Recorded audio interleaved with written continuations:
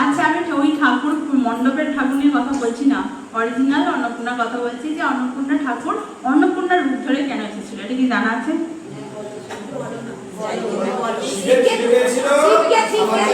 কিচ্ছু খেতে পায়নি, খিদে পায়নি। শিবের খিদে পেলে না এই শিবতাই, সেই সব শিবগুলোই তাই, যদি খিদে পায় ওরা কিন্তু নিজেরা রান্না করে খেয়ে নিতে পারবে বা দোকানে গিয়েও কিনে খেয়ে নিতে পারবে। কিন্তু শিবেদের বড্ড বেশি ইগো।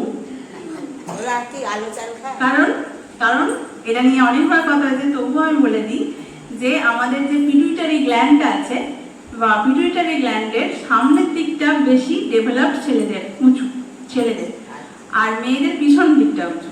সামনের দিকটা যাদের উঁচু হয় তাদের লজিক পার্ট বেশি চলে, তারা খুব ক্যালকুলেশন করে, হিসাব নিকাশ ভালো করতে পারে, খুব তথ্য দিয়ে এই জন্য এটা এইভাবে কাজ করতে পারে ভালো। তো ছেলেরা এগুলো, আর মেয়েদের উল্টোটা, মেয়েরা ইমোশন দিয়ে ভাবে। মেয়েরা হচ্ছে মা স্বভাবটা তাদের মধ্যে বেশি, তো নেচার কেয়ারিং, তারা খুব সেবা করতে পারে খুব ভালো এইটা।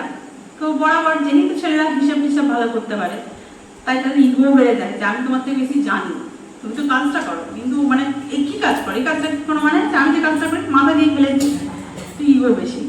তো শিব আর পার্বতীরও এরকম ইগোর লড়াই চলছিল। তো শিব বলে যে এরকম দেহের কোনো মানেই নেই, স্বরূপটাই সব, পরমাত্মাই সব, জীবাত্মার কোনো ব্যাপার দরকারই নেই, দেহটার কোনো মানেই নেই, দেহ মানে শুধু মায়া মোহ, এসব শিব বলেন। এবার পার্বতী খুবই বিরক্ত হন। আর পার্বতী মানে কি পুরুষ প্রকৃতি, ছেলেরা মানে শিব পুরুষ আর পার্বতী প্রকৃতি। প্রকৃতির পুরুষ আর প্রকৃতি ছাড়া কোনো সৃষ্টি সম্ভব নয়। আচ্ছা তুমি বলো যে আমরা কেউ জীবাত্মা এখানে নেই, কেউ জীব নেই, ভগবানকে পুজোটা কে করবে বলো?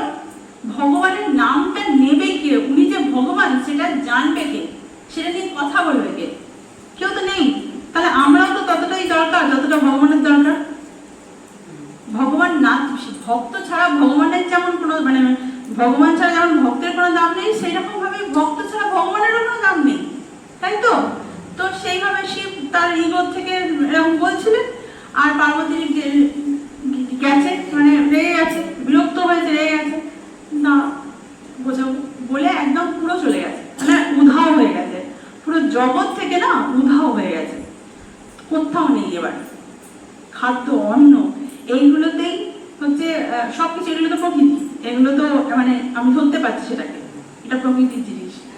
তো সব কিছু থেকে মা চলে গেছে, পার্বতী চলে গেছে, কোথাও তার নেই। এবার সবাই শিবের ওই রেগে করার জন্য, মানে নিজেদের মধ্যে নোকঝোঁক করার জন্য পুরো জগৎ সংসার কষ্ট পাচ্ছে। কেউ আর খেতে পাচ্ছে না, কোথাও অন্ন টন্ন কিচ্ছু নেই। এবার কেউ খেতে পাচ্ছে না, মানে মুনি ঋষি অন্য দেবতা কেউ কিচ্ছু খেতে পাচ্ছে না। তো এবার মা, এবার মেয়েদের তো পিছন দিকটা পস্টেরিয়র পার্টটা ডেভেলপ, তো তারা এমনি বেসিক্যালি মা মানে কেয়ারিং তারা। তো কিছুদিন বেশ কয়েকদিন পর যখন দেখছে নিজের ছেলেরা এভাবে কষ্ট পাচ্ছে, তো তখন ওই বারাণসী কাশীতে উত্তরপ্রদেশের তিনি আবার ওই অন্নপূর্ণার রূপ নিয়ে অবতার, অন্নপূর্ণার রূপ নিয়ে এসে তিনি নিজে হাতে রান্না করে সমস্ত অভুক্তদের খাওয়াতে থাকেন। এর মধ্যে মুখে না বললেও সে বুঝে গেছে যে খিদে কি জ্বালা, পরিষ্কার বুঝে গেছে, কিন্তু মানতে পারছিল না। এবার খবর পেয়েছে যে কাশিতে এরকম খাওয়াচ্ছে, যখন খবর পেয়েছে তখন বুঝতে পেরে গেছে যে এ সেই মায়ায় ফিরে এসেছে, কিন্তু উপায় আর কিছু নেই। সেই দেখে তখন নিজের একটা পাত্র নিয়ে ভিক্ষান দেখি বলে গেছে খাবার চেয়েছে, আর মা তখন খাবার দিয়েছে অন্নপূর্ণার রূপ নিয়ে। এটা এই মূর্তিটাই আমরা দেখি সব জায়গায়, যে অন্নপূর্ণার খাবার দিচ্ছে, তাকিয়ে দেখায় একটা হাতে প্লেট আছে আর একটা হাতে চামচ আছে, চামচ আর প্লেট দিয়ে খাবার দিচ্ছে, আর শিবরাম করে চেয়েছে। শিবের ঝুলি আছে, সেটা শিবের ব্যাপার, সে ঝুলি মানে নিজে খাবেও বা ঝুলি ভরেও আনবে, সে বুঝে গেছে যে আমার দিকে পাড়ায় আমাকে দেখে এটা মুশকিল আছে, তো ভরেও নেবো, সেই জন্য হয়তো ঝুলিটা আছে। তো এই হচ্ছে ব্যাপার। পার্বতীকে একটা রূপ, সেই রূপটা কেন নিয়েছিল সেটা তো আমাদের জানতে হবে। এগুলোই তো আমাদের নিজেদের ধর্মের সংস্কারের ব্যাপার, এগুলো জানা দরকার।